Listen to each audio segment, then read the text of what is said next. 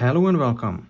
This watch here is the Seiko SNE577.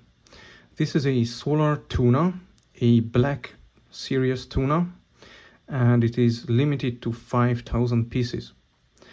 Right now I'm wearing the SBBN 045, which is the big Tuna, the big boy Tuna, the real big Tuna. And this one also has a completely black version.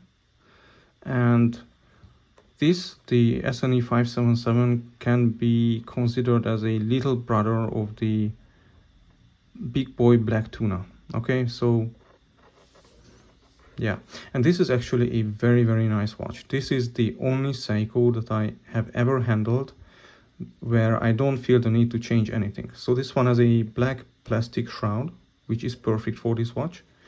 I have the SNE499, the paddy Tuna, and I replaced the blue plastic shroud with a stainless steel shroud, and it looks way much better like this. But on this one, I wouldn't feel the need to change it. It's perfect with this kind of shroud. And also the bezel is better than on the SNE499.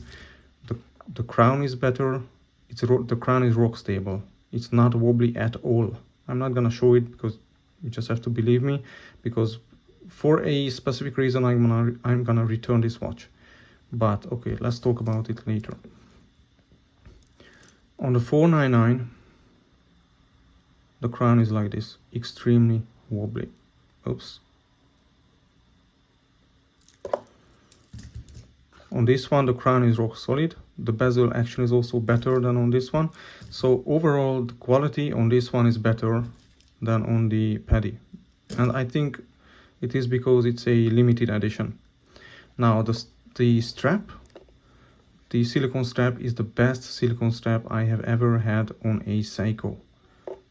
It's not too long and it's very comfortable. This is really the best. Oh, this is the price tag, by the way. I bought it in Hungary, so it's in Hungarian forint.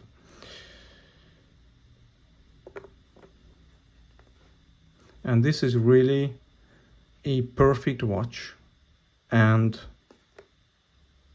yet, I mean, not perfect, nothing is perfect, but almost perfect.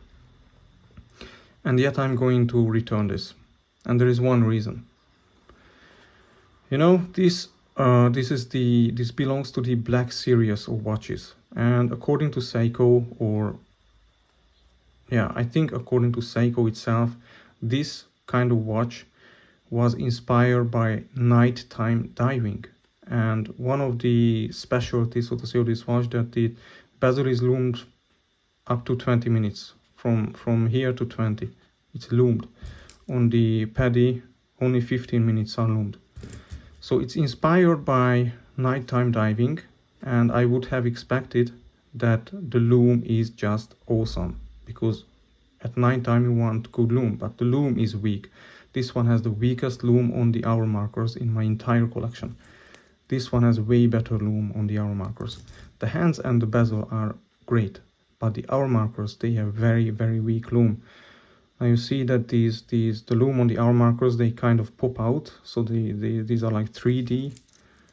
These here are completely flat, and this has this yellowish color to them. And I don't know why, but the lume is just very weak. I cannot really, okay, I have a UV torch here, and I also charge up the SNE. Yeah, you can't really see that.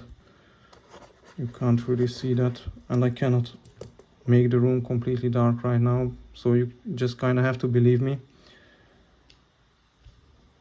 that the lume on the SNE577 is very weak, on the hour markers, I mean, very weak. On the paddy Tuna, the lume lasts way much longer, and it's way much brighter. And I'm a sucker for lume. And it's really sad that Seiko releases this beautiful, very nice dark solar Tuna with a exceptional quality. The quality is much better than on the SNE499, and it really looks great. The bezel is lumed, partially lumed. It's so beautiful, great looking. the strap is the best, and they mess up the lume. It's like unbelievable. If the lume is not so important for you, I think this watch is really perfect. But I'm a sucker for lume, and I know that if I kept it, I wouldn't be happy with it because of the lume. I mean, it looks great, it looks fantastic, but for the money, I can get a Seiko diver with a fantastic lume, a lume like this. Of course, the SBB and Tuna has the best lume, but also it's over 1,000 euros, like 1,500, so 1,500 euros. And this one is just like 400 euros. This one I got it for 315 euros or something like that. So of course I upgraded the shroud, so I have a strap cord bracelet, so this costs eventually more money. But this one, if the lume was perfect, I mean if the lume was just like baseline strong Seiko lume, like on this one, and even like on my SKX, this would be the perfect watch, at least for me. It's solar, it looks great, everything is great, but this one is going back. So just to compare side by side, these beauties here, that's how they look. Yeah, that's it.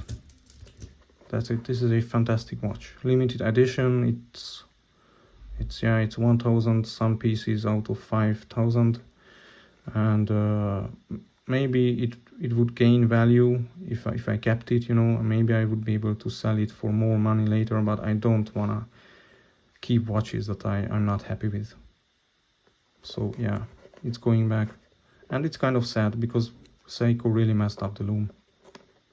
If it had a normal good lume, I would keep it. Yeah, that's it about this watch. And I mean the lume on the hour markers is weak. Everything else everywhere else the lume is fantastic, just like on the SNE577. The hands, the bezel, the lume is great, but on the hour markers, oh, they messed it up. And that's sad. And that's really sad. I really wanted to keep this watch, but I cannot keep it that way. I know that I would never be happy with it, with this kind of a lume. Okay, thank you for watching, and goodbye.